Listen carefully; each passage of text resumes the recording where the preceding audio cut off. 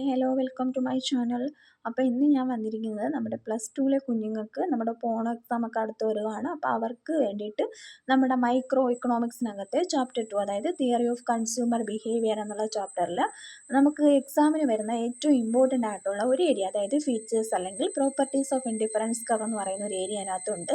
നമുക്ക് എക്സാമിന് വളരെ ഉപയോഗപ്രദമാവുന്ന ഒരു ഏരിയ ആണതെന്ന് പറയുന്നത്. നമുക്കൊരു 3-4 മാർക്കൊക്കെ വളരെ ഈസി ആയിട്ട് സ്കോർ ചെയ്യാൻ പറ്റുന്ന ഒരു ഏരിയ ആണ് അത്. അപ്പം നമുക്ക് എന്തൊക്കെയാണ് ആ ഫീച്ചേഴ്സ് അല്ലെങ്കിൽ പ്രോപ്പർട്ടീസ് ഒന്ന് നോക്കാം. അപ്പോൾ ഒന്നാമത്തെ പ്രോപ്പർട്ടി എന്താ പറയുന്നത്, indifference curves are convex to the origin. അതായത് ഇൻഡിഫറൻസ് കർവ്സിൻ്റെ ഷേപ്സ് എന്ന് പറയുന്നത് എങ്ങനെ ആയിരിക്കും എന്നാണ് പറയുന്നത്, കോൺവെക്സ് ഷേപ്പ് ആയിരിക്കും, കോൺവെക്സ് ടു ദി ഒറിജിൻ. അതാണ് ഒന്നാമത്തെ പ്രോപ്പർട്ടി.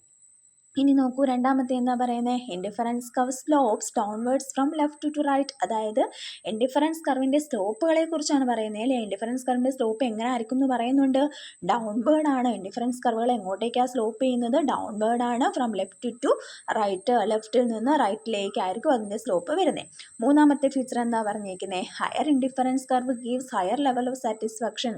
ഉയർന്ന ഇൻഡിഫറൻസ് കർവുകളിൽ നിന്നും നമുക്ക് ലഭിക്കുന്ന സാറ്റിസ്ഫാക്ഷനും എങ്ങനെ ആയിരിക്കും എന്നാണ് പറയുന്നത്, ഹയർ ആയിരിക്കും അല്ലേ. അപ്പോൾ ഹയർ ഇൻഡിഫറൻസ് കർവിലേക്ക് നമ്മൾ പോകുന്തോറും കിട്ടുന്ന സാറ്റിസ്ഫാക്ഷൻ എങ്ങനെ ആയിരിക്കും ഇവിടെ, ഹയർ ആയിരിക്കും. ലോവർ ആണെന്നുണ്ടെങ്കിലോ ലോവർ സാറ്റിസ്ഫാക്ഷൻ ആയിരിക്കും അല്ലേ. നാലാമത്തെ എന്താണ്, indifference curves never intersect each other. അതായത് ഇൻഡിഫറൻസ് കർവ്സ് ഒരിക്കലും എന്ത് ചെയ്യാറില്ല, ഇൻ്റർസെക്റ്റ് ചെയ്യാറില്ല, കൂട്ടിമുട്ടാറില്ല എന്നാണ് നാലാമത്തെ പ്രോപ്പർട്ടി പറയുന്നത്. അപ്പോൾ നമ്മൾ ഈ 4 പ്രോപ്പർട്ടീസും ഇപ്പോൾ പഠിച്ചു. ഇനി നമുക്കത് ഒന്ന് ഡയഗ്രമാറ്റിക്കലി ഞാനൊന്ന് കാണിച്ചു തരാം. നമുക്ക് ഫീച്ചേഴ്സ് മാത്രം മതി, എന്നാലും നിങ്ങളൊന്ന് ക്ലിയർ ആവാൻ വേണ്ടിയിട്ട് നോക്കിക്കോ. ഒരു ഇൻഡിഫറൻസ് കർവ് ഞാൻ വരച്ച് വെച്ചിട്ടുണ്ടല്ലോ. നമ്മൾ ഫസ്റ്റ് പറഞ്ഞ എന്താണ്, അതിൻ്റെ ഷേപ്സ് അല്ലേ പറഞ്ഞിട്ടുള്ളത്. എന്ത് ഷേപ്പ് എന്നാണ് പറഞ്ഞു തന്നത്, കോൺവെക്സ് ഷേപ്പ് ആണോ, ആണല്ലോ. അതെ, ഇൻഡിഫറൻസ് കർവിൻ്റെ ഷേപ്പ് കണ്ടോ നിങ്ങൾ, കോൺവെക്സ് ഷേപ്പ് അല്ലേ ഈ കാണുന്നത്.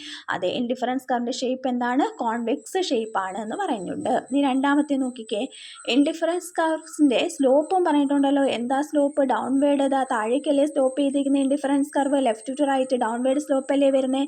ഇനി നെക്സ്റ്റ് എന്താ പറഞ്ഞിരിക്കുന്നത്, higher indifference curve gives higher level of satisfaction. അതായത് നമ്മളിപ്പോൾ ഇവിടെ 3 ഇൻഡിഫറൻസ് കർവ് വരച്ചിട്ടുണ്ട്, IC1, IC2, IC3.